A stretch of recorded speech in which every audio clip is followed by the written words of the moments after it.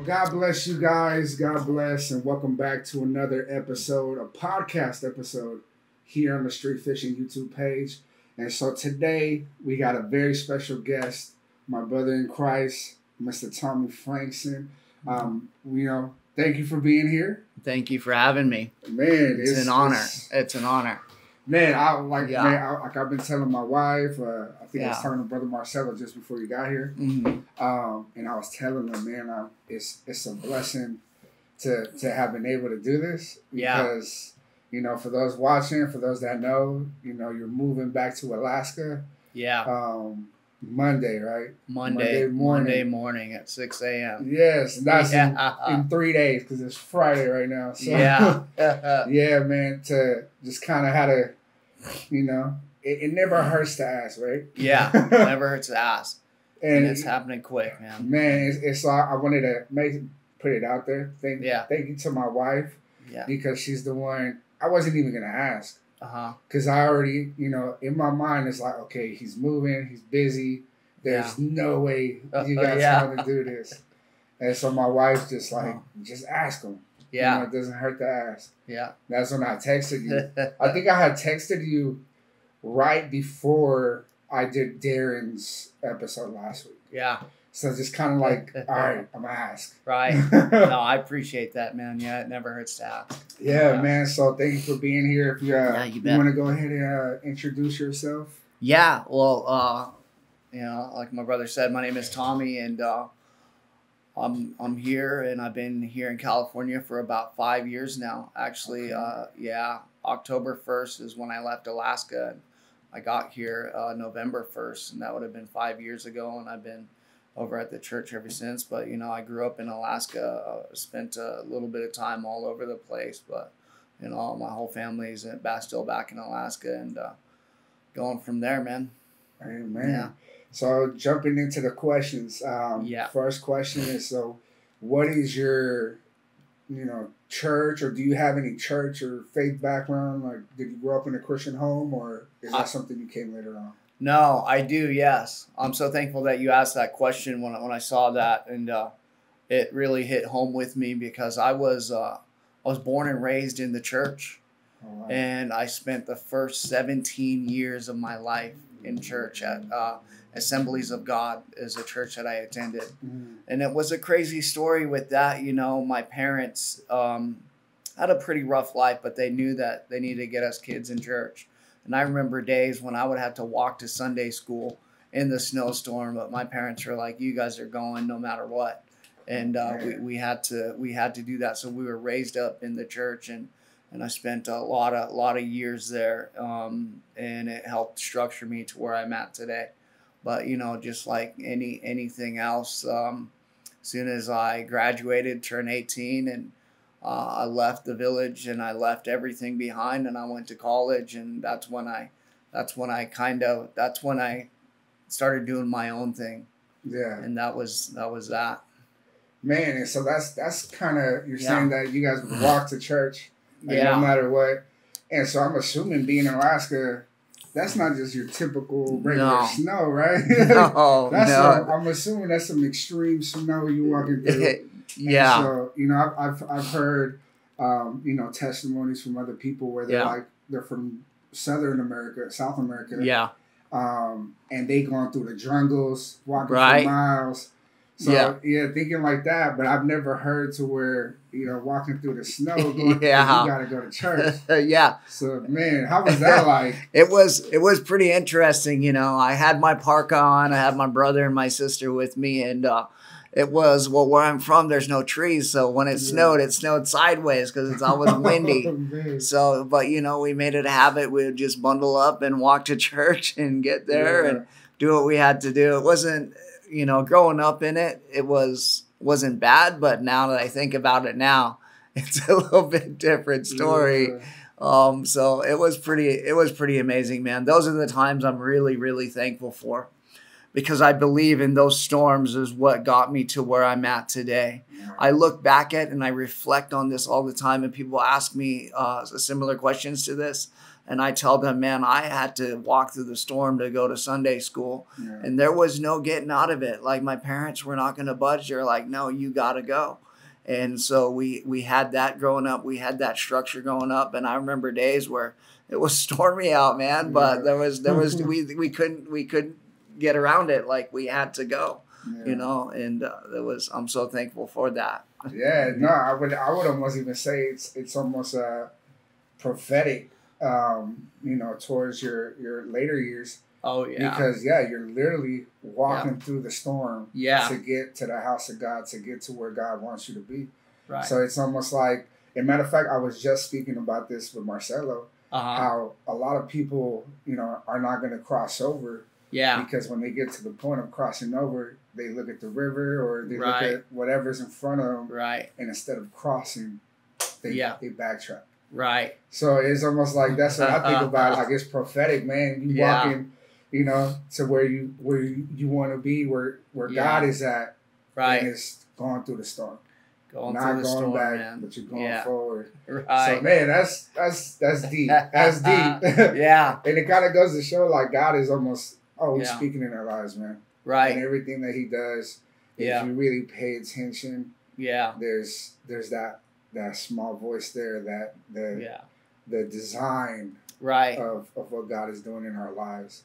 So, man, so you said around 18 when you go to college, that's kind of when you started to do your own thing. So, like, was there, so did you go to college there in Alaska, or did you go to a different state? No, I went to college in Alaska. Okay. So, so how was that? Like, when you say you were doing your own thing, was that like, you know, were you still in the church doing your own thing, or you left church? I was done with church. Okay. Yeah. So how that looked, you know, as soon as I graduated high school, I went to work construction for a few months to make a couple extra dollars. And as soon as I got on that plane and left Point Hope, went to college in Anchorage, Alaska, University of Anchorage, Alaska. And when I jumped on that plane, you know, like I said, I left everything behind, man.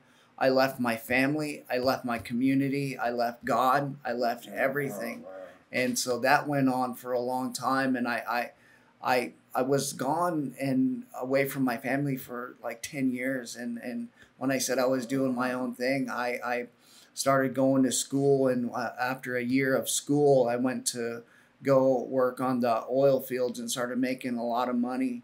And and then when I did that, you know, I kind of left school to go work up on the oil fields. And when I did that, I was making really good money at a young age.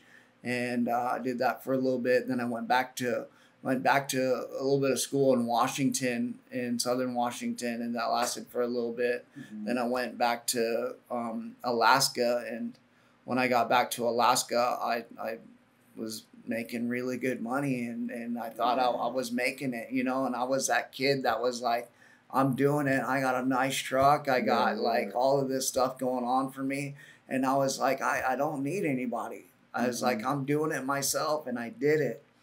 And it kind of caught up with me later on in the years, but it took a while for all of that to catch up. Yeah.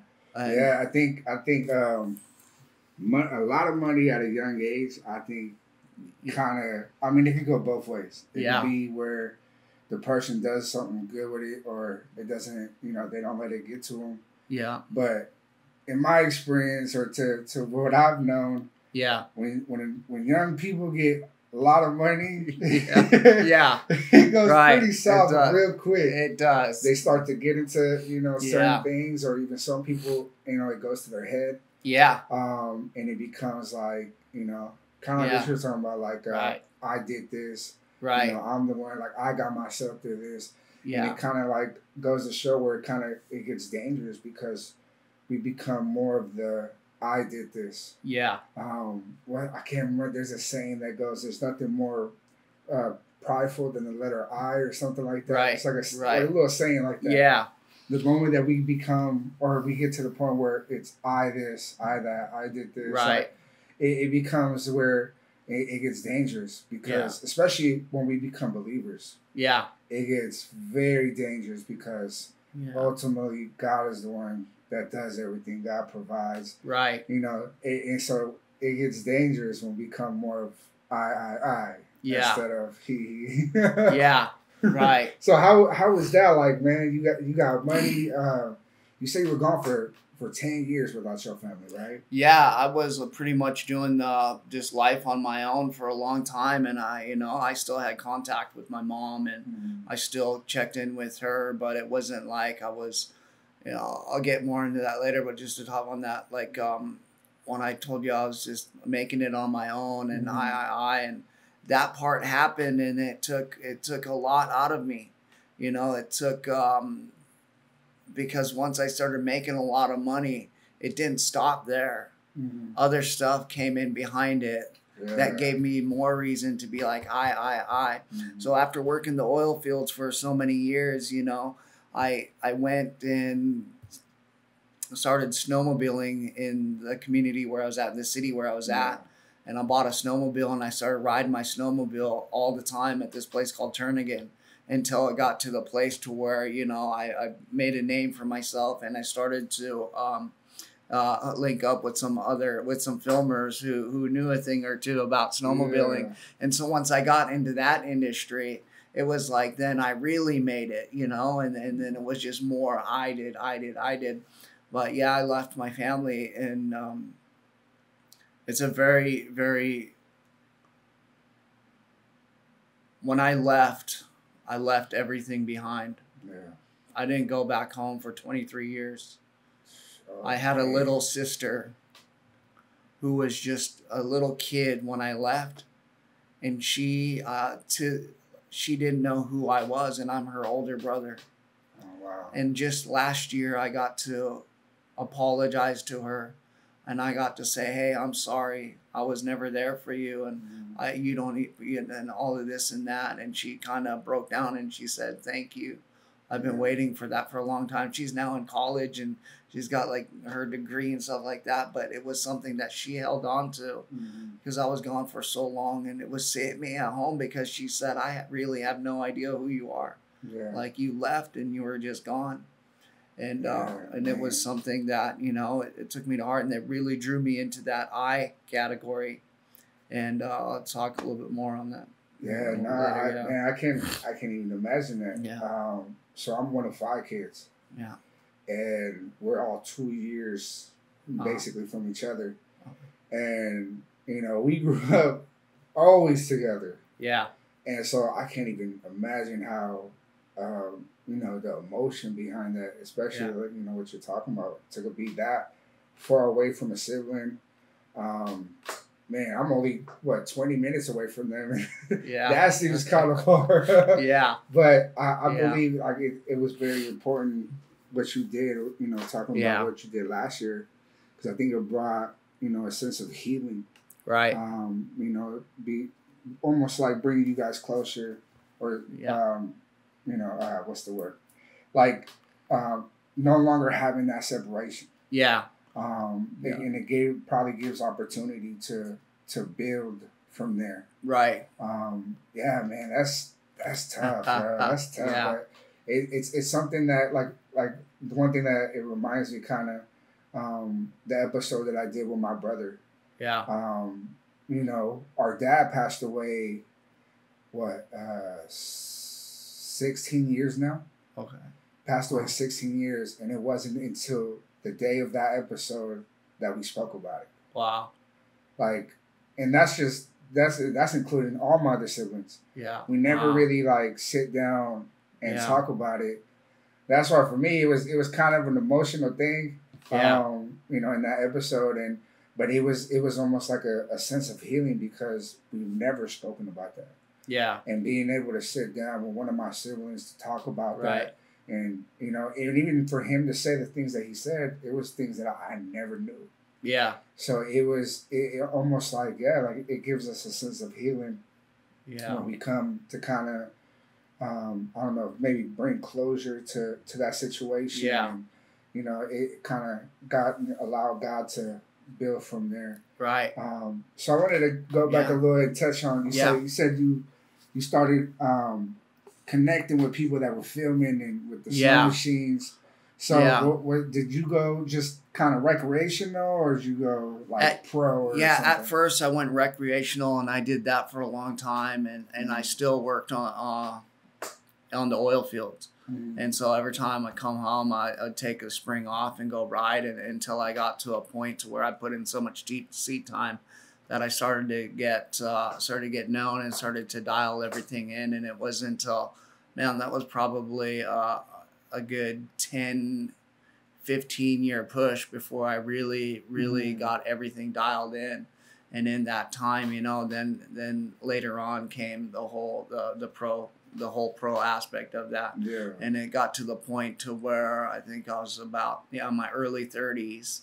I got to the point to where I left my job and just started riding full time. Oh, wow. And I did that, and I rode and had all the sponsors and had everything all dialed in and had all the gear, all the snowmobiles, and so I did that. I did that for a while until everything, the snowball effect happened, and and with that industry, I retired for 3 years, and I say I retired. I actually ended up in Colorado for a few years, and I rode dirt bikes because I was just kind of, I've been on a snowmobile since I was 3 years old. Like, I've been riding my whole life, and I just went and took a break for my own personal reasons on top of more things that happened. But when I was able to get noticed to where I was good enough to ride with these heavy hitters, these big guys, is not when I came back from Colorado. I had everything pretty dialed in, and had a great opportunity that came up from when I was living in Colorado, and I took that film opportunity and that project, and I got to film with the top tier athletes, snowmobile athletes in the world, really, and I got to ride with them for a whole year, and we did all this stuff.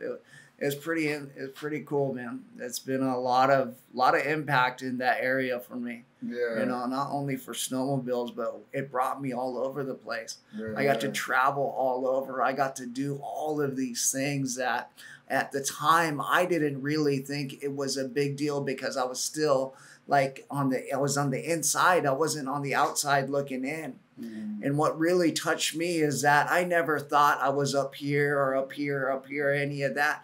But then I would start to go places, and people would start to say, "Oh my, that's Tommy," like and it started to hit me a little bit. But I always tried to hold my composure.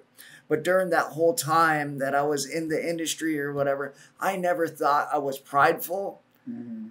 But come to find out, I was blindsided most of the time, and I've come to find out I was one of the most prideful guys there. Man. And I never knew that about myself. Yeah. And so there was all kinds of stuff when I was in it and traveling all of these places. I've ridden all over Canada, all over the US, just all over. And it was an amazing career. It was an amazing time in my life, man. It was an awesome thing to do. To this day, I still have a ton of friends that are in the industry, the snowmobile industry. I love watching them. I love seeing what they're doing, how the sport's progressing, and it's amazing to catch back up with them every now and then. Being, we'll probably talk about this here in a little bit, but in a new light. Yeah. I think there's a question coming up there that might come we'll to that. There. Yeah. But and for those that don't know, I'm not sure if it's on your, so he has a YouTube channel. So go check it out. I'll tag it it should be on the title of this video. Yeah. I can't remember if there's like a little small documentary. There is, yeah. Is that on your channel, or is that, I can't remember where it's at? It's on the channel, yeah. So there's a couple clips from the documentary and from some other previous films. And so that's kind of where I wanted to go, because there's a part in the documentary where you're jumping this ramp, or I don't even know what to call it, but you're getting there. Yeah. And there's like a helicopter. Oh, yeah. The helicopter scene. The infamous helicopter scene. Yeah. How was Man, how was that? That was... Describe that feeling. That was incredible. You know, we got up to a place, we're going out there to go film, to go get some shots, and had the helicopter for the day. And we got out there, and it was just like, we got to this jump at the top of Johnson's Pass, and everybody started hitting it, and some people couldn't get enough speed or anything like that. And I remember coming into it and hitting it and seeing the helicopter come in. Before that, I was hitting it, and I just launched off of this lip. Yeah. And I'm like, whoa, I got a lot of pop on that. So I came back around, and I was going to hit it, I think, for like the second or third time. And then that's when I seen the helicopter eyeing in on me. And they came up, and I was down here getting ready to take off, and they came up behind me. Boom, boom, and I was coming into the landing or coming into the runway. Then I heard them come right up next to me when I hit that, and I'm like, yeah. Yeah, so it was video. They look super close to you. It was like, you know, I give props to that helicopter pilot. He's a great pilot, by the way. Like, he did some stuff when we were shooting that whole year that just it was incredible.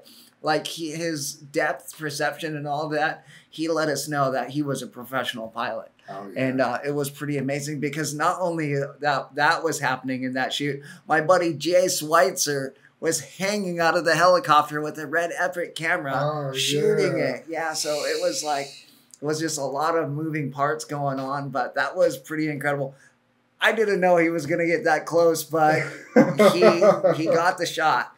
And our other buddy, Kyle Ramburo, he was up on the hill, and he captured that shot when they came in. Yeah, because there's a few different angles of that. There is, yeah. So I mean, I'll try to get the clip from the video, and I'll post it maybe while we're talking about it, so people can see it. Because I'll send the clip to you. Yeah, that's crazy. And there's a couple other ones in that scene that that were just out of like.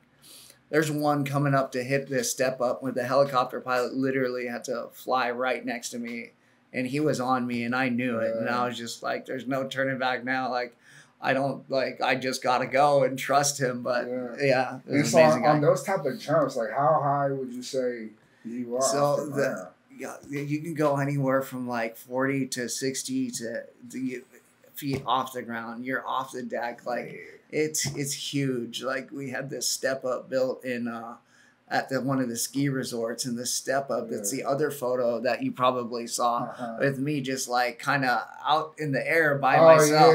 So that one was a massive step up that we built. That was huge. But we're talking they're big.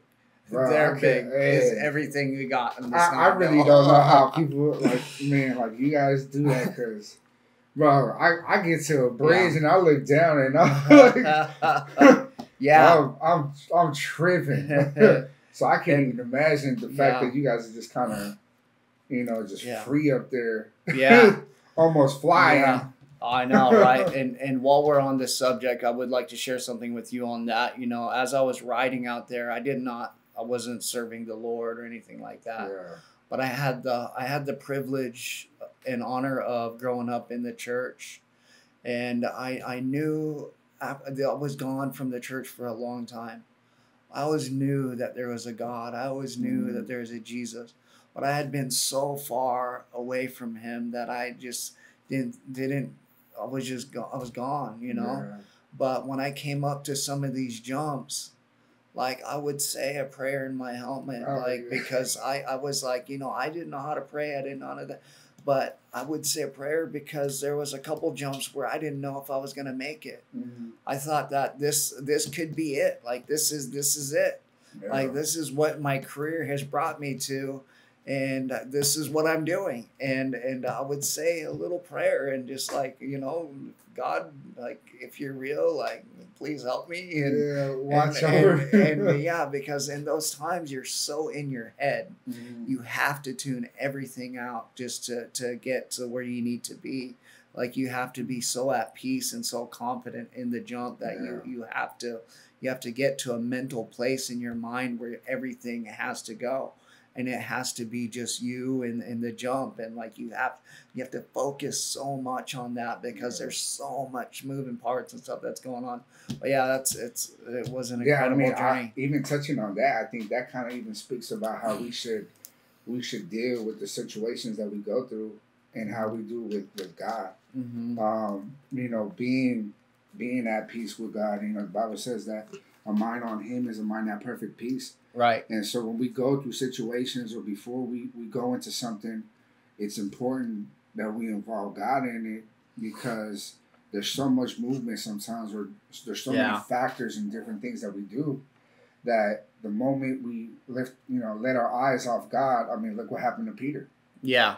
When he steps off the boat, the moment he took his eyes off Jesus, and I don't even know how many times I've heard pastors preach about this, but the moment he took his eyes off the Lord is when he began to drown. Yeah. The moment he sank. So I think in situations that we're going through, no matter what we're going through, keeping a mind on God, keeping a mind on Jesus, that's where we have to keep our focus. Right. Not in the moving parts. Right. Because the moment we take our eyes off the Lord, put it on those moving parts, man, it is wobbly. Right. Oh yeah, for sure, man.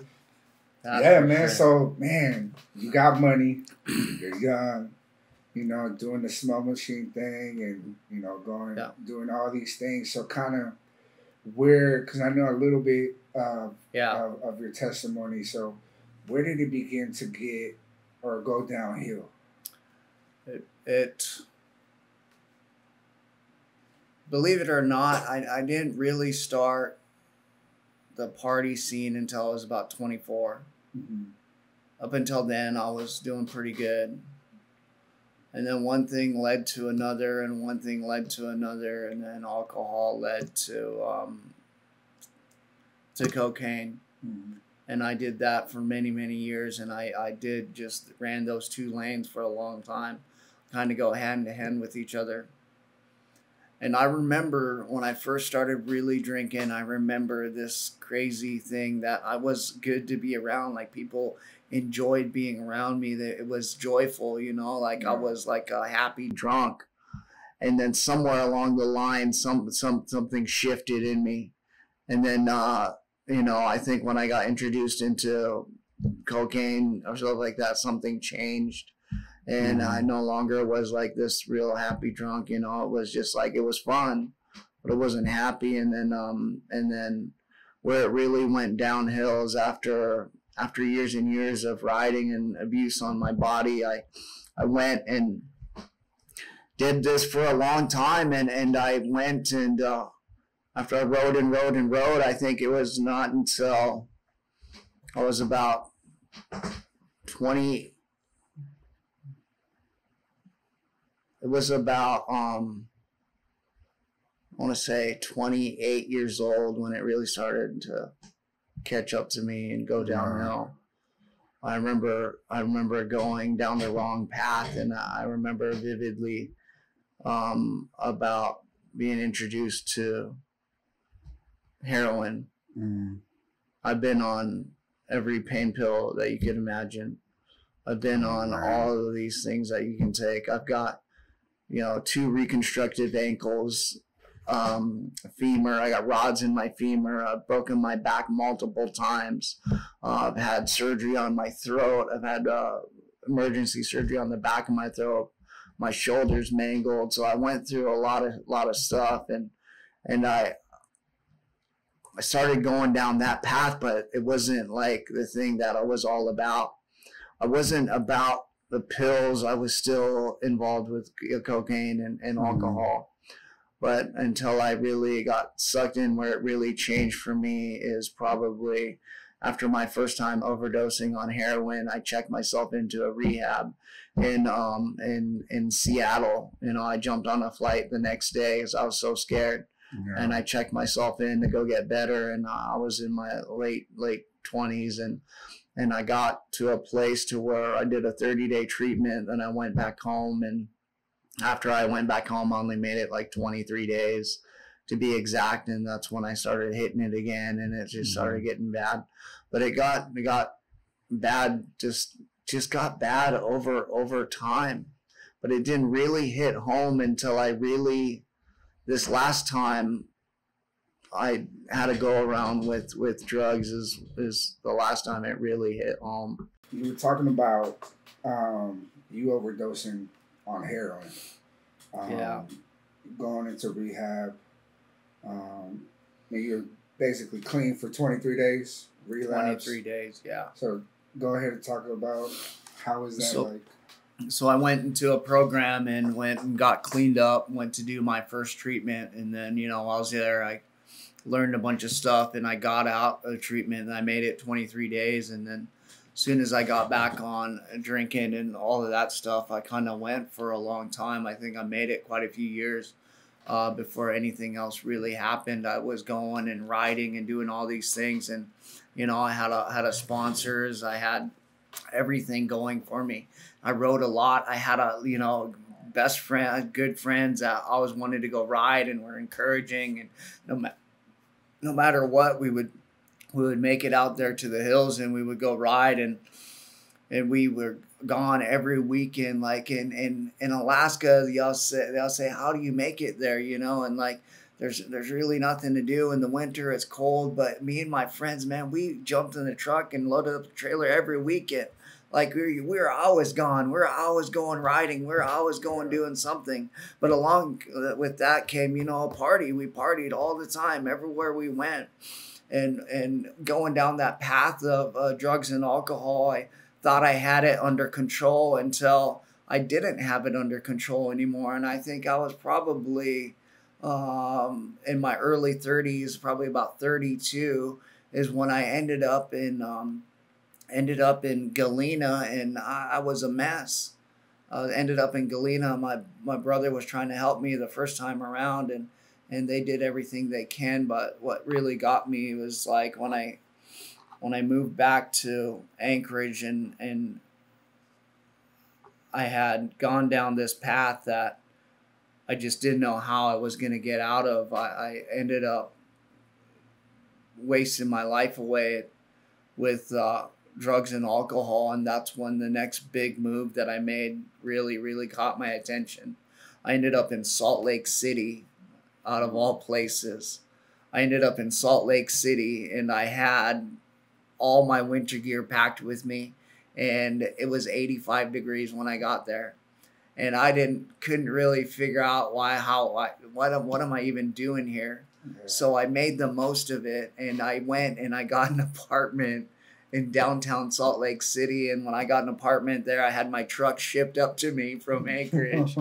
And then I went and got a car, and I was dating a girl while I was there, and went and got a car and had all of this stuff going for me. But in that time, I was living downtown Salt Lake City. I was at a place where I was starting to walk on the streets and picking up street drugs, and I didn't even know what I was taking. Wow. It didn't matter, because at that point, I already felt like a failure. I already felt like I lost everything. I'm holding on to the last things that I have left. Is like I had a snowmobile in Alaska, but I have my truck and the car, and I'm like, this is all I got. And I just kind of went down that path, and I caught myself going down the path where I didn't want to be back on heroin. I didn't want to be going down that, but I was going down that road. So I checked myself into a rehab. It was bad at this time, but it wasn't the worst I've been, but it was pretty bad. Mm-hmm. And what happened this time is that I went and checked myself into a rehab. I ended up in a celebrity rehab called Cirque Lodge in Ogden, Utah. And like Michael Jackson, his nephew was my roommate there. And there was some other celebrities that went there before I went there. And like during the time I was there. So it was like the third best ranked rehab in the nation. Yeah. I was there for one whole week. And nobody knew what I was there for. Mm-hmm. And they wanted to take us up on helicopters and stuff like that. But like I did that for my job. I already knew what all of that was, and I didn't want any of that. So I left a week. I made it 1 week, and then I left. So I went back to my apartment. I went and got my truck and my car and went and traded them in for one truck. Broke my apartment lease, moved to Eastern Utah because I had a buddy over there. Like maybe that'll help me out. And then he convinced me to buy a dirt bike and to start motoing with him. So I went and bought a dirt bike and I motoed with him for a little bit, but I was in an oil town and it was all this same familiar people that I worked with quite a bit, and a little bit of a rougher crowd. But anyways, I had to get out of there and just keep moving. And at this time, I still haven't started drinking yet. I didn't start drinking, but I had, you know, some pills that they gave me. And I ended up in Colorado, in Fair Play, Colorado, at another buddy's place. And I went and stayed with him for like 2 or 3 months. And I told him my story. And then his friends are all snowmobilers, and they all heard my story and what was going on. And so I ended up at my buddy Dana's for like 2 or 3 months. And this whole time I still wasn't drinking yet. I was still doing pretty good. And I'm like, wow, man, I think I got this. I think I got this. So I was like, I'll just keep riding my dirt bike and doing what I'm doing. So I ended up in Silverthorne, Colorado, over at my friend Kim and Adam's for 3 years. I went to go stay with them, and I rode my dirt bike 3 to 5 times a week. And that's all I did. And this whole time I'm fully retired from snowmobiles. Snowmobiles is just like in my tail lights. Like I don't want nothing to do with it. My roommates rode, but they're like, come on, let's go ride. It was a lot for them to get me to go riding with them. But, you know, I went like a couple times, but I found my passion again in riding my dirt bike. I found my heart for why I rode again. I started to feel a little bit of that joy in getting to ride, and I didn't have to do all of these crazy things. I could do whatever I want, and I could hit whatever jump I want. And in that process, at that time, I made some really good friends that saw me, that saw the side that wasn't a drunk Tommy. It wasn't a mean Tommy. It was just a chill Tommy. And this whole time that I was there in Colorado for 3 years, I was popping pills just to go out in the public, just to go hang out with my friends. I had to pop pills, and I was drinking a half rack of non-alcoholic beer to try and get my nerves calmed down to go and do stuff with them. And that was the thing that really got me. And then I thought I was doing okay. And then when I got this call to go shoot this project back in Alaska, I told them, I was like, no, I don't want to do it. Like, I'm doing good. And then I ended up saying yes to the project. And I went and shot a 1 year. It was, we filmed that whole year, that documentary all year long. And it was a crazy thing, because when I got there, I was just taking some pills, some Tramadols and Vicodins and Percocets, and that was it. And then going down that road, I was picking everybody up from bars. I was like, my phone was blowing up. I was busy. I was doing something. There was something going on every day. It seemed like we had snowmobilers from all over the world coming in, and like we're catering to them and taking them out. So it was an exciting time, and I was able to stay busy. But halfway through that season, somewhere in there, somebody had offered me oxys. Oh, wow. And the oxys that they offered me, there was an unlimited supply. And it kept coming and coming. Oh, wow. So now I'm on oxys.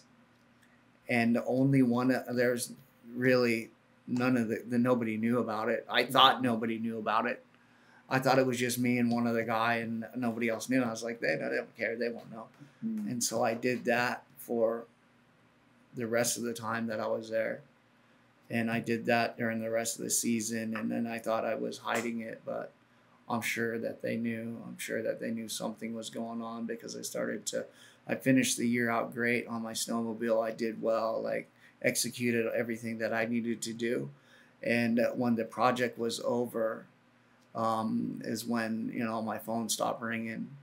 We no longer are busy. And then next thing you know, the oxys ran out. The oxy stopped coming, and I needed something else. And after that winter, I got a brand new snowmobile the next year. And by the time winter came, that thing sat in my shop for the next 2 years. I had all the gear, all the sponsors, everything lined up, everything good to go. But I had graduated. I'm not going to call it graduated. I had ran out of my supply of oxys, and that led me back to the path of heroin. And when I got back on the heroin, it didn't stop there. I got introduced to meth and heroin at the same time. And for a couple years straight there, that's all I did. And I couldn't do one without the other. So I'd do heroin. I tried to do it by itself, but I didn't like to sleep. I tried to do meth by itself, but it was just too much for me to handle. Yeah. So I went down that path of where I had to have both. And then it got to the point to where I was 130 pounds. And it got to the point to where I ran all of my friends off. Ran all of my family off. The next phone call that they were waiting from me was a phone call saying that your son or your friend has passed away. Yeah. And it kind of hit me at home because I was going down this path, and my twin brother, I just happened to cross paths with him in my dad's shop somehow. And he saw the state of mind that I was in. He didn't know. He didn't know. And he said he didn't break down at the time. Oh, yeah, and I have a twin brother. Oh, yeah. He didn't know at the time, but, you know, he came and he said after I left, he broke down and just started crying. And he called his wife and said, hey, man, Tommy is really not doing good. Like, this is it. Like, I don't see him making it much longer. Yeah. And that's when his wife had the bright idea to say, you know what? If nobody can't speak to him and nobody can get through to him, if he's not listening to nobody, at a brand new, my brother and my sister-in-law just had a baby.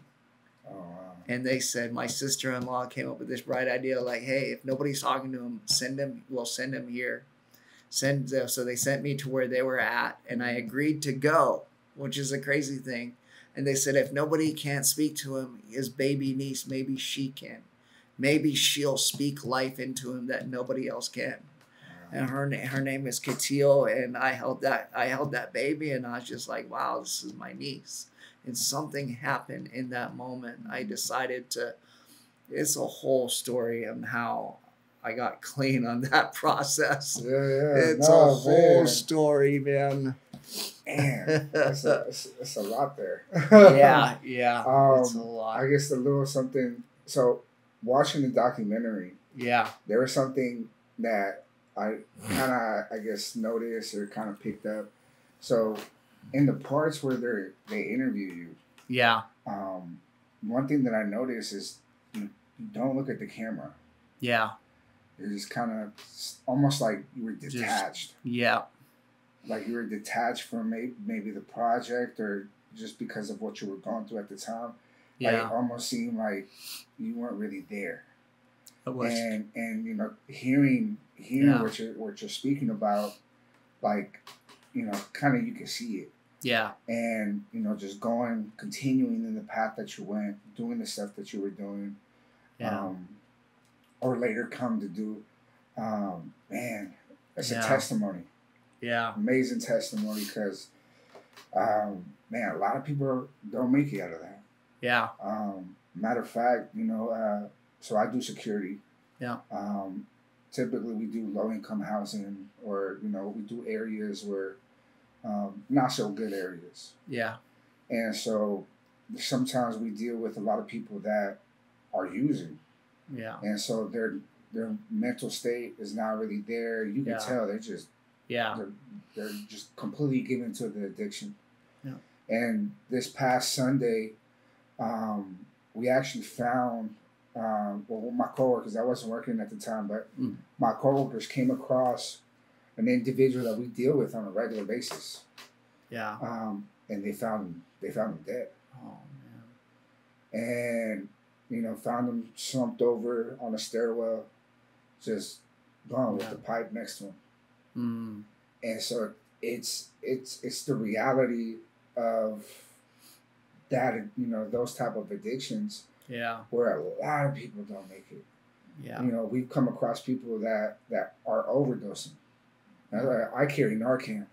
Yeah. Most of my coworkers carry Narcan because there's a lot of times that we find people ODing. And man, to have you here in front of me, man, you know, I thank God for your life. I thank God, you know, for the brothers that I've had, you know, on the episodes. Because a lot of them, you know, Dan, Gabe, they dealt with crystal meth and stuff like that, and to be here, to be alive, and not just alive, but to be in ministry. Right. You know, Minister Tommy, you know, put that out there. Minister Tommy. Minister Tommy. Man, to go from, you know, from death to life. Yeah. Literally. You know, from going from a place of addiction, of just complete, you know, because it kind of almost even sounded like, at least in my example or my testimony, I was looking for a void to fill. Right. And no matter what I tried, no matter what I did, I couldn't feel it. Right. And it's just like, you just got to go to the next thing and this and that. Like, and you can't. And it's just still there. Yeah. And it's the one thing that I used to always, when we go out street preaching, the one thing that I always used to say is that this world, society, drugs, alcohol, everything, it's a temporary fix. Yeah. Temporary, yeah. But when it comes to Jesus, he is not just a response to your situation, but he is the solution to your situation. And so it's, like I said, man, it's amazing having you here, bro, because hearing that, and you know, to put it out there, this is kind of like really the first time I'm hearing your testimony. Yeah. So I didn't even know a lot of this beforehand. So man, I praise God, you know, for having you here, bro, for your life, for everything that you've overcome. And so kind of to touch in on you know, some of the questions, because up until this point we haven't even gone off the questions really. Yeah. Just gone with the flow. And so to go back into one of the questions, so you say you grew up, you know, kind of in the church. Yeah. Kind of always knew God was there, but because of your distance from him, you know, he wasn't up front in your life. So did there ever come a time through your addictions, through the circumstances, the situations that you were in, that did it ever come to your mind where maybe I need to, you know, I've gone too far on the opposite end and I need to come back to God? Yeah. Did there ever come a time when that came into play? Not until my later years of my addiction. Not until I really knew that, you know, I did go too far. Like, I am gone. And I always say this in one of the questions is like, how long was that gap? For me, that gap between Christ and coming back to Christ was 18 years. Oh, wow. 18 years I left, and 18 years I came back. It wasn't until I was 38 years old that I accepted the Lord back into my heart. And it wasn't until I really knew that, you know, I had nowhere else to turn. Yeah. And matter of fact, I told you I went to these treatment centers that were top. They're you know, and I did everything. I tried everything. I've been down every road for recovery, and I tried doing everything on my own. And every time saying, "Oh, I can handle this." Even when I went to Colorado for 3 years. It looked good on the outside, and nobody really saw what was going on the inside. It was still there, and I was still doing all these things, but nobody really saw that because they saw this outer appearance. But it wasn't until I really this last go around, like I said, when I got to meet my niece, I actually ended up out in the middle of nowhere in Alaska in a cabin that my brother has. And it was about a 7-hour snowmobile drive. And they thought too, that maybe I thought this is where I'm going to go live out the rest of my life. Mm-hmm. That's how deceived I was by the enemy, that I was going to go live with population 1. And I went out there and I agreed, and I made it for a while out there, but it wasn't until I was out there. And it wasn't until I really had a moment where I just couldn't do it no more. I had to remember what I learned growing up in the church. And then I just broke when I was there. I got on my knees and I said, God, Jesus, you know, if you really are real, I need help. Yeah. And that was the first time. And I think I was probably 37 years old at the time, 38. So yeah, it was 18 years before I said, okay, I can't do this no more. And after, like you said, trying to fill that void for 18 years. And yeah, it wasn't until then I really came to Jesus. And then the story goes on a little bit further. I left the camp of population 1. I went back to the village where my brother was at. The nurse at the clinic there heard my story and said, hey, if we got you some help, would you accept it? I didn't even do anything. I just called out to God. And I said yes. So I ended up going to a 30-day detox in Juneau. And then from there, they're like, hey, do you want to continue your treatment? I was like, yeah, sure, why not? I got nothing else to lose. And I finally agreed to a 1-year program. And I got sent to a 1-year program, and I made it through that year. And while I was in that program is when I started to really give God a chance again. It's when I really started to dabble with church. And it's when first time I ever walked back into the doors of the church. And I started going there, and, of course, God is doing amazing things. And I was just trying to stay afloat. Yeah. But they gave me in that church service when I was walking out one day, they gave me a Bible. They gave me a Bible and said, here you go, sir. You can have this and read it. I took that Bible back to my room at the program and I started reading it every day. And that's when the Lord really started speaking to me, and I started to hear all these things. So it wasn't really until that time that I really got to know God. But I like to say this, I had like just some incredible encounters, but still had a lot of stuff on me that I was for 2 years, I was the last one in, the first one out of church. I didn't want to talk to anybody, didn't want any relationship, they never knew what I went through, all of this. So that lasted for a little bit. Yeah, man. Yeah. Yeah, so how long has it been since you've been, or when did you get saved? I got saved well, I feel like when I really, really got saved was in Wasilla. I have a whole story on that too. Yeah. I was watching. Moment, yeah. I was watching some of the videos on your channel, and you're like, I think you're walking into the church. Yeah. And you're like, you're like, I got delivered in these chairs, and I got delivered in these. Oh yeah, yeah. That was at King's Chapel and at the Lucille Building in Wasilla. But no, we had, so after I got back from my treatment, I moved back to Wasilla. And when I was going to Wasilla in that year, I started going to King's Chapel there in Wasilla. And I was that guy that was the last guy that I first one to leave, wouldn't give any of them a chance to talk to me. But during that year, my parents went to that. They've been going to that church for a while. So I decided to give it a shot. And then the time that I really got saved, they had these Jonathan Shuttlesworth came to King's Wasilla and was doing revival services. He had 7-day revival services that was taking place, and then it got extended another week. But during that time and that process, this was in February of 2018. Oh wow. 2019. 2019, because I got here in 2019. About 5, 6 years ago. So it was that year. It was, 5, 6 years ago. 6 years ago. And they did an altar call. At this time, I was going to church for close to 2 years. And at this time, they did an altar call. And that was my first altar call in 18 years. Oh, and during that altar call, the guy that came up and prayed with me and spoke some things over my life that I just didn't really understand at the time, is now my pastor, Pastor Aaron.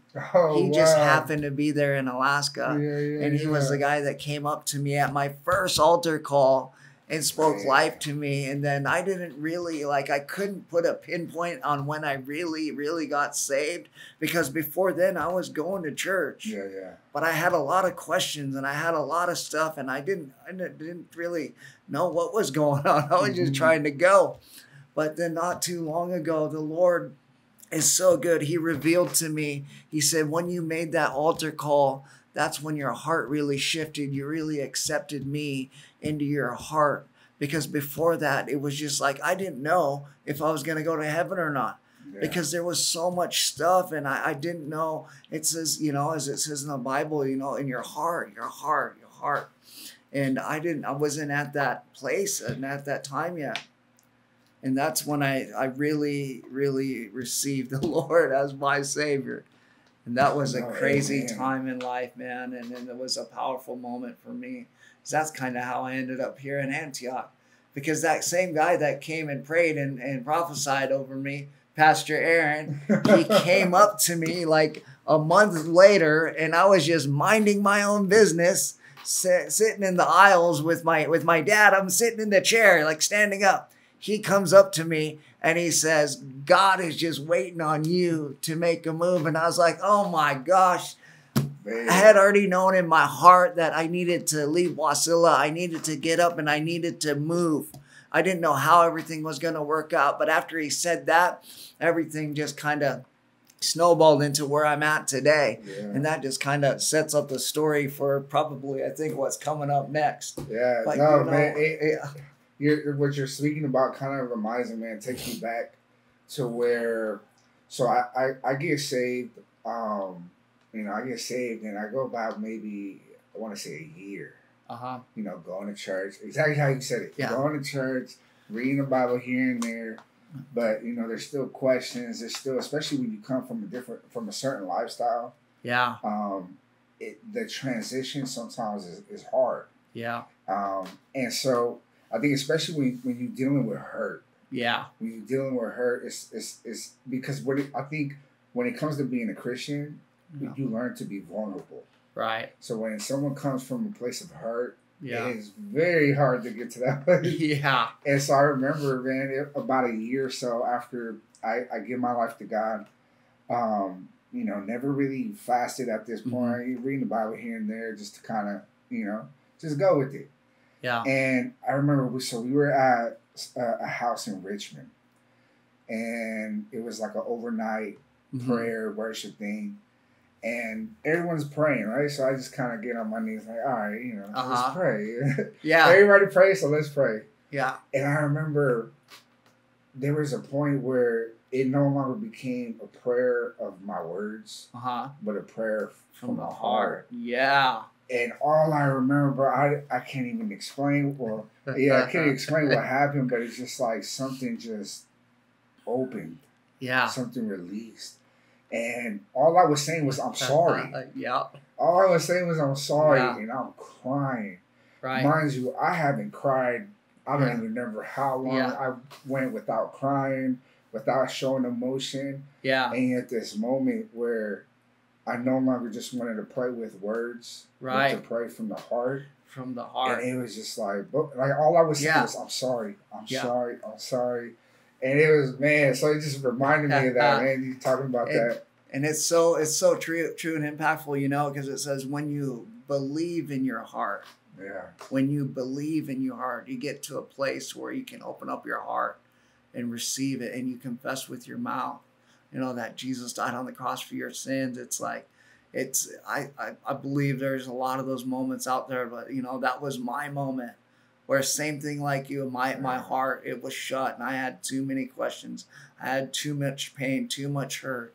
But at that altar, man, is when my heart opened up and I said, okay, I'm done trying to figure all of this out on my own. I'm done. Like I can't. So I opened up my heart. And everything just shifted from there. Yeah, no, and there's a song that I listen to in Spanish. Yeah. It says, "Let me find you again in the place where I found you," and they're talking about the altar. Yeah. To go back to the place where they found you, the altar. And so for anybody listening, man, the place to find God when you're really going through something, it's the altar. It is. And it doesn't have to be a physical, like in the church altar. Yeah. It could basically be where you build it. Yeah. In your prayer closet, in the car, wherever your altar where you created, that's where you can find God. So if you ever need to go back to where God is, go back to the altar, rebuild it. That place. Yeah. And so, man, it's just, it brings me back, bro, because that was a while ago. That was a little bit before my dad passed away, so a good 16 years now. Yeah. Since then, I got saved in 2008. Okay. So it's been 2008. Yeah. it brought back memories. Yeah. So it's, man, so going back to what you were talking about. So Pastor Aaron begins to prophesy to you, speak some words. Yeah. So how did you end up in Antioch? How did I end up in Antioch? Yeah. All right, y'all. We are back. Took a little break. Yeah. But so we ended up with the question: how'd you end up in Antioch? In Antioch, yes. So after I got back to Wasilla, after going to treatment for a year, and after I got back home to the familiar area that I was at, I started going to church. Started going to King's Chapel, and I was going there in Wasilla. But, you know, I think it was probably like 6 months or so into it. When I was going there, I started to get these familiar thoughts again, and I started to make these phone calls again, and phone calls that I just took a whole year and a half to get well. And I slipped up, and I ended up making a phone call where I got some more drugs, and I went home and I did them, and I freaked myself out.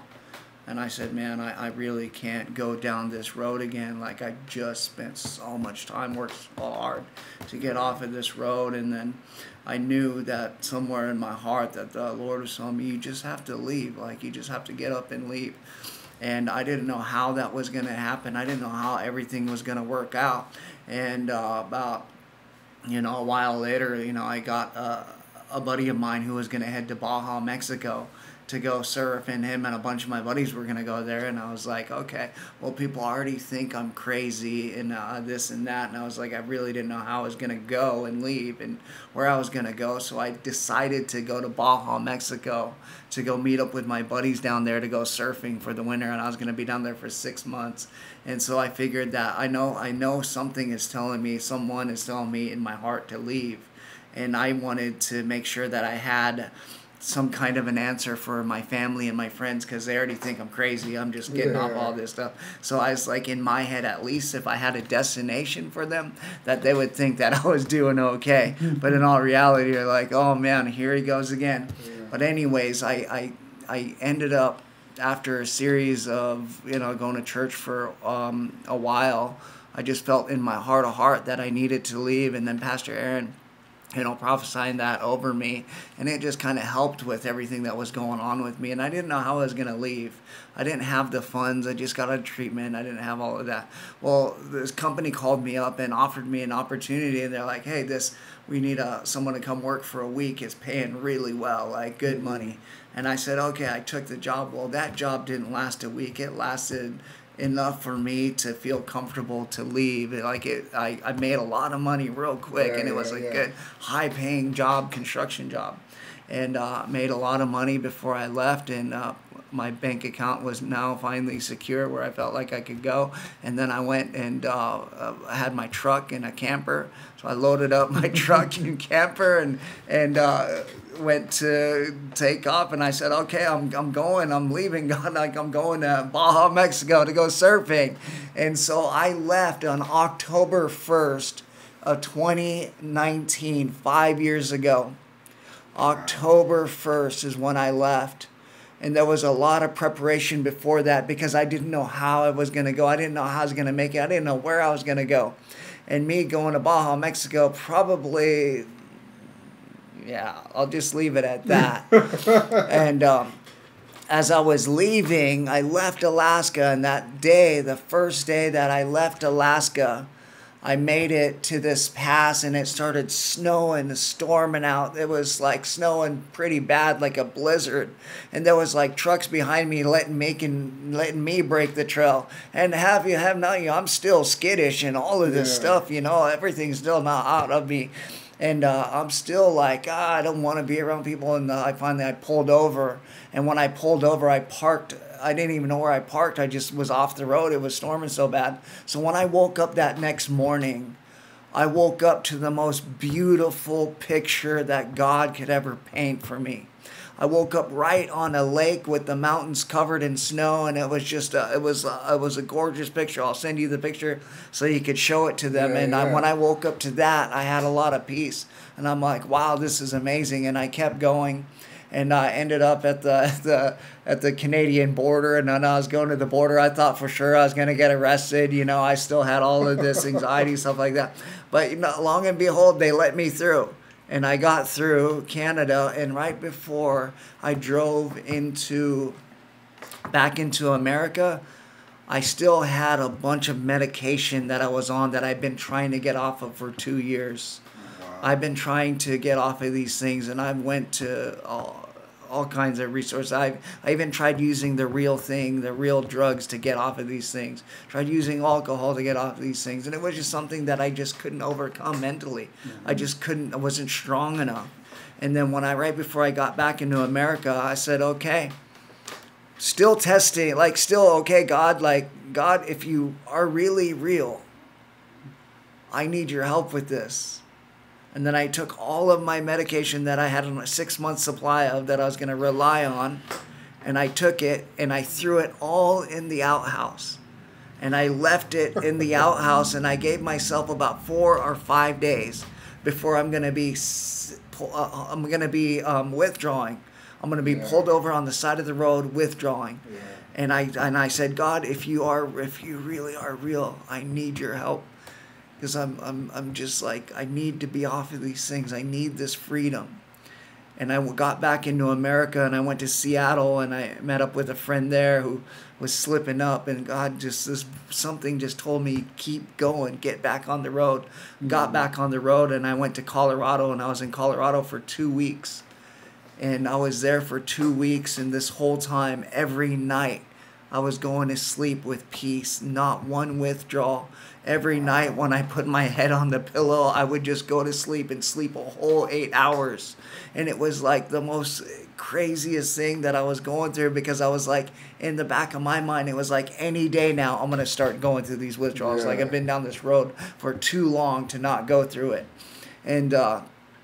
And every night I just kept getting sleep and waking up with peace. And then 2 weeks after being in Colorado, hanging out with all my friends, they're all seeing the good Tommy. Yeah. So I still have grace with them. I'm still in there. So I was staying at their house, like going all over, eating dinner, doing all this stuff. And then 2 weeks later, as it started to snow again, I'm leaving Alaska, running from the snow. It started to snow again. And I have a surfboard up on my rack, and I have my surfboards ready to go. I'm at my buddy's house, who I'm going to meet there. And we were like waxing our boards, getting everything ready. He's going to meet me a month later. Well, 2 weeks into it, Lord says, go to California. And I was like, go to California? Like, are you kidding me? Like, I'm in Colorado. I'm going to go to Arizona, then down to across the border, then over to Baja. Yeah. I was like, I'm not going to go. It's 16 hours out of my way. Oh, wow. 16 hours. And then so one Friday morning, I woke up and I told my buddy, I was like, I'm going to California. And they're like, what are you going to do there? I was like, I don't know. So I jumped in my truck and I beelined it for California. Then on Saturday night, as I was going there, before I left, I Googled Kings in California. And Kings Antioch came up, and I said, this is where I'm going. Never been there, nothing. I was just like, that's where I'm going. And the night before I got to Sunday, it was Saturday night, I parked in right up in Truckee, just past Truckee in Tahoe, like before you're coming down the hill. Mm-hmm. And I was like, all right, I got 2 hours in the morning. I'll wake up early and I'll go to this destination that I had. Well, when I woke up that next morning, I drove my truck and camper into the parking lot of Kings Antioch. And as I parked in there, I walked in, and man, as I walked in, the people were just like, hey, who are you? And then I ran into Pastor Aaron. And he was like, and started talking. He was like, don't I know you from somewhere? I was like, you're the guy that prayed over me at the altar in Alaska. Yeah. And it was just a whole crazy thing. I knew that they were going to California, or there's rumors of it, but I wasn't too sure. But I ended up meeting him there. Oh, so you didn't know? I didn't know. There. No, I didn't know. I knew that they were going to be going there somewhere, but I didn't know it was going to be there. And then, long and behold, I walked to the threshold of right where you walk into the sanctuary, and the power of God just hit me.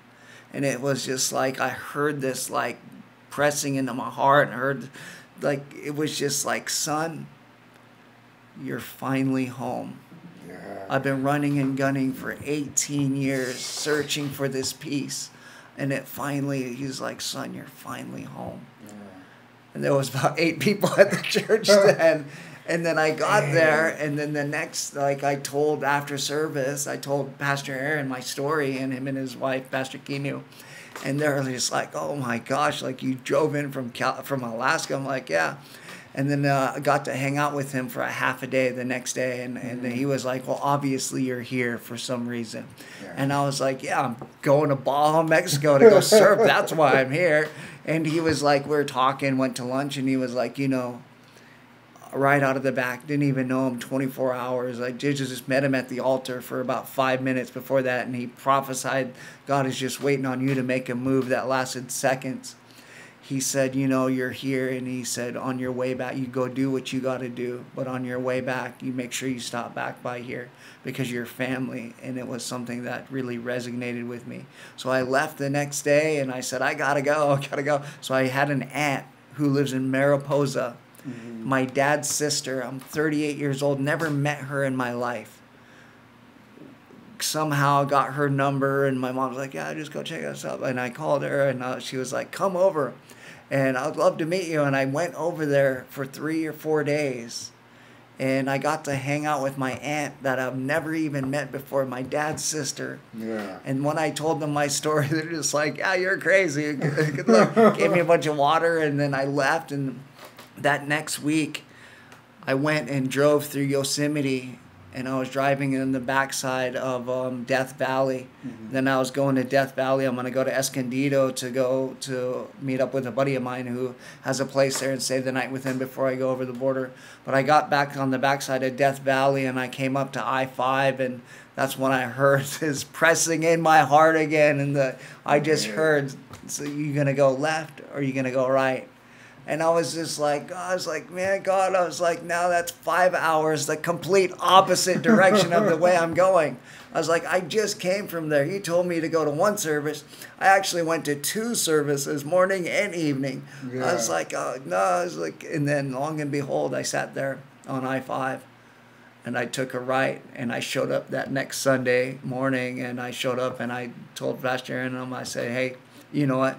I have no idea why I'm here. Yeah. I really don't. I have no idea. And Pastor Aaron took me in under his wing, and he just worked with me, man, and discipled me and encouraged me. And next thing you know, January came. He's like, yeah, I got to go to a Mountain for a conference. You want to go? I was like, yeah, I'll go check it out. And went there, and then the Lord kept speaking, and that's how transformations came into play. And it was just one thing after another, and that's how I got to where I'm at. Man, see, yeah. I didn't even know that. Yeah, this is the first time I hear this. Like, yeah, man, that's crazy. It is crazy. And like how we said it, like how I said in the beginning of the episode, where it's God is always, has moving parts.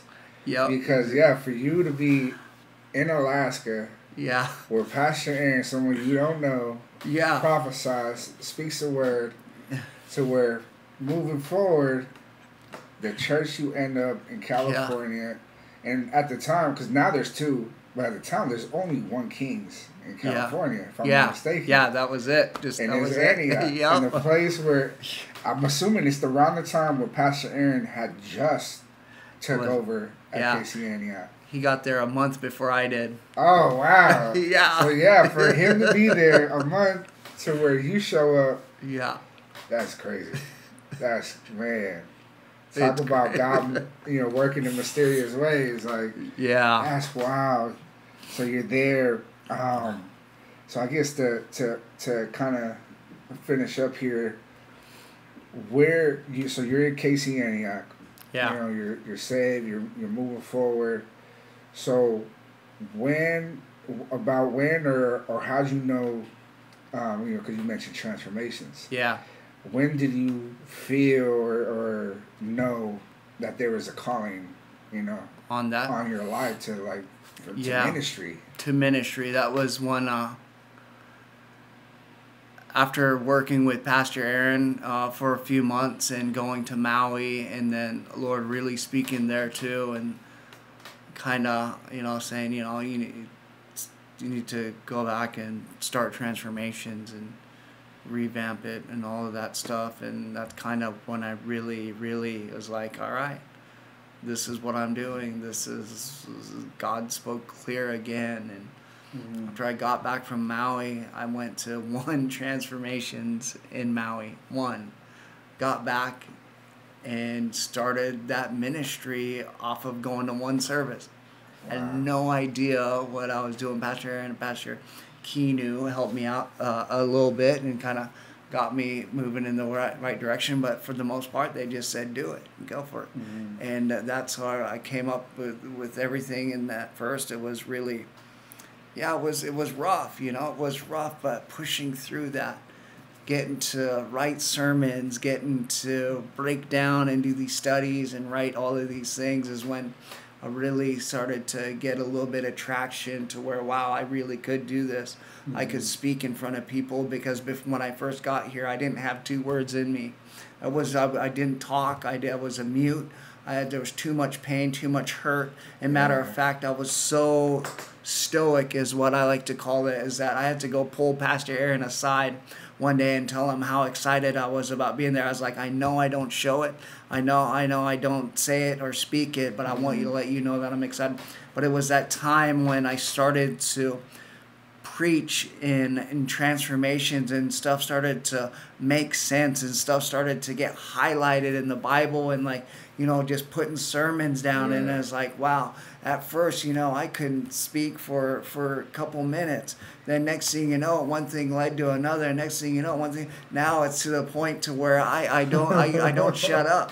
When they give me a mic, I could talk and talk and talk and talk and do that. But it really was just kind of along those lines with the process of everything happening, and then the pastor saying, all right, you've done this, you've done this, you've done this. And now you're ready for the next level, which was to be ordained minister. Yeah. And it was like, it was a whole leading up to that. When I first got here, I didn't know how I was going to make it. I lived in my camper for a while, for a long time. And I just was like, I'm here. I'm just going to commit to this and call it good. And I didn't know how I was going to go do all of this stuff. And next thing you know, I still had snowmobiles back in Alaska. I still had stuff, and I started to sell everything. Well, I sold everything, and then when I sold everything, it just I think it was supposed to help me with my finances to be able to sustain my life here. Yeah. I ended up giving all of that to and so it was like a God moment that I just really, it's hard to explain, is because it was like, when God provides, He really does provide, because I have no idea how I was going to make it, and it's not cheap to live here. It's expensive. Oh yeah. and I was going, and I didn't have a job for a while, and I was just living off of faith, oh my gosh. And then I got a job, and one thing led to another, and one thing led to another, and after a series of walking the process out with Pastor Aaron and Pastor Kinu, is when it came down to that time where it says, okay, we believe you are ready to be ordained as a minister. How do you feel about that? And I was just blown away. Yeah. I was just a couple years ago, I was a full-blown drug addict, still trying to figure out how to navigate all of these things. And now you're asking me to be a minister. And and it was something that they didn't take lightly, and it was actually the first minister that King's Antioch has ever ordained. Oh wow. And it was a whole thing, and I was like, yeah, let's go, let's do it. And, you know, I took on that responsibility and that role, but it was really just like everything that led to that. It was just like full surrender, full commitment, like not looking to the left or to the right and just continuing to plow the ground.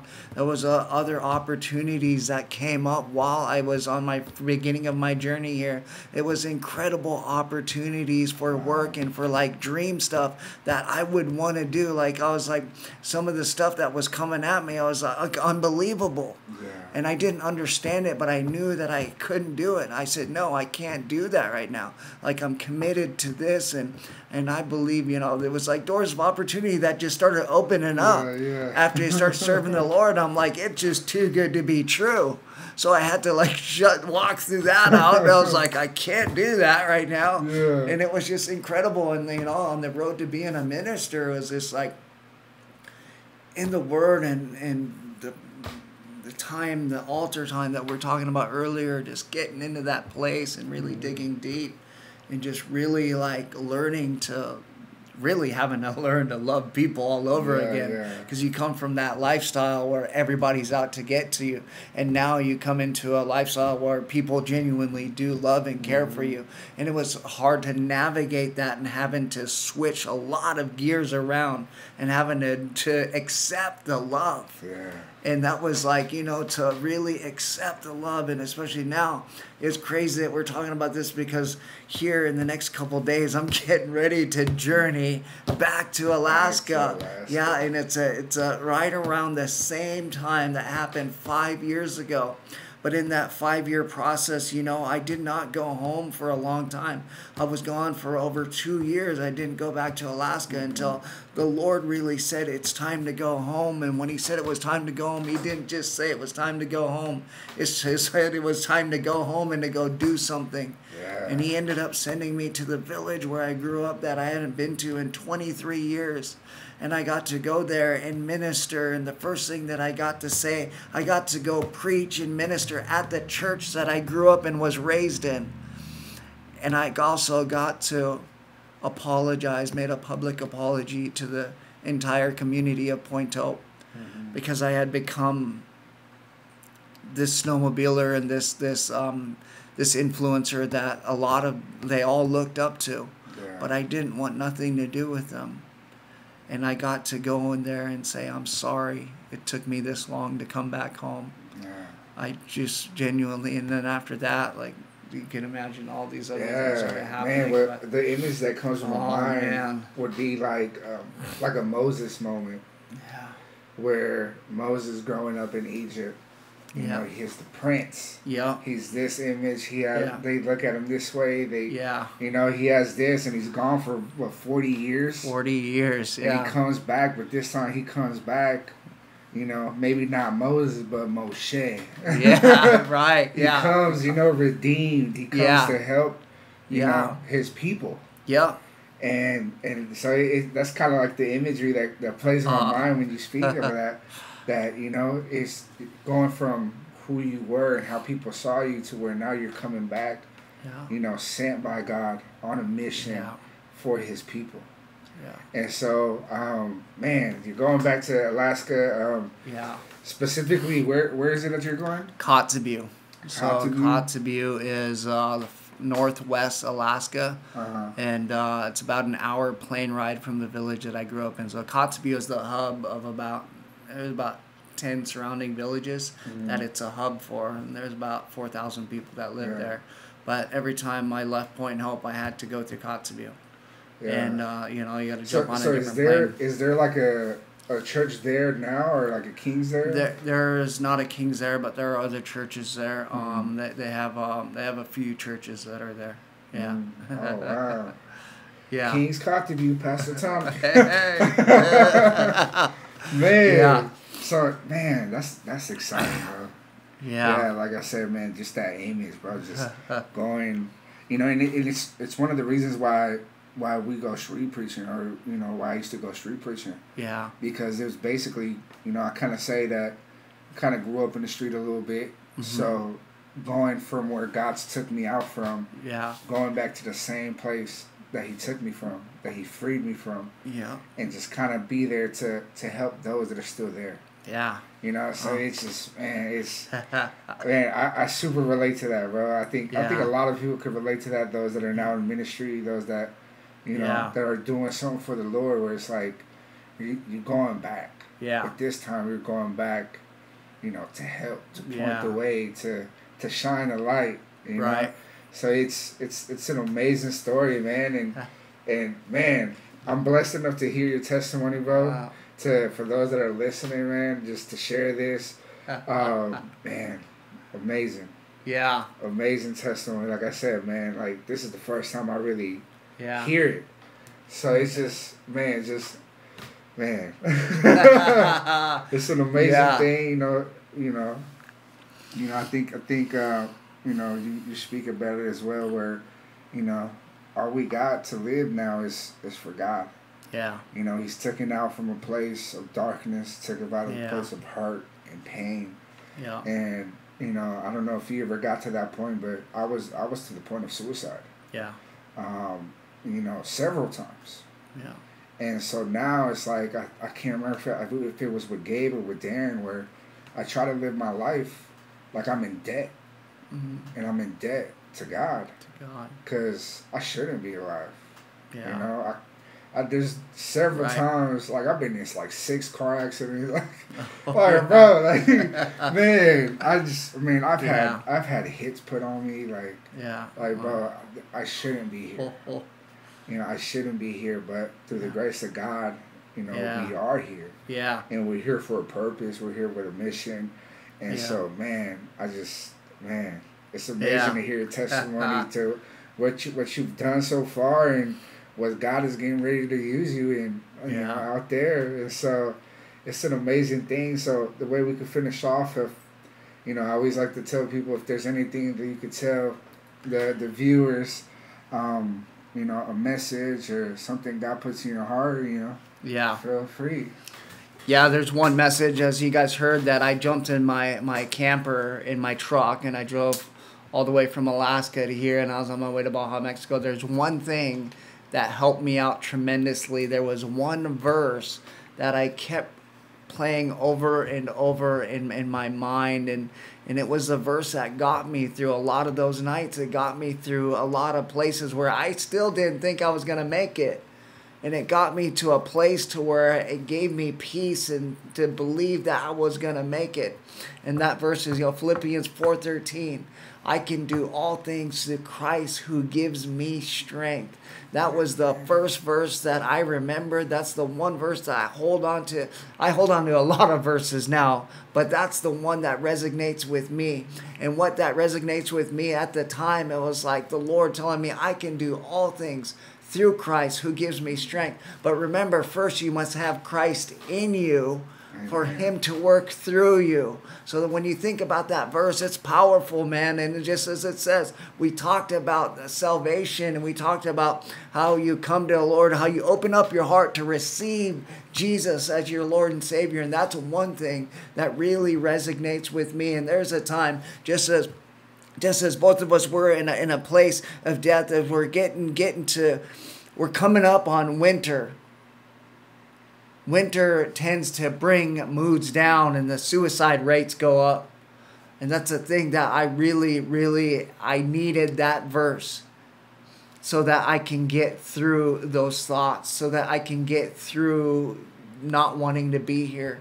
So I want to encourage you guys, if there's one verse that you can find in the Bible, to hold on to that verse, because that verse right there is there to save. It's there to help save your life. God is speaking to you through it to help you to get to the next day, so that you could become, your incredible journey has just begun. Your incredible journey is going to take you places, but you have to believe, and you have to get to a point of just complete surrender, man. Nobody's going to look at you any different, man. You just surrender to God, and we'll be here to help you through it, man.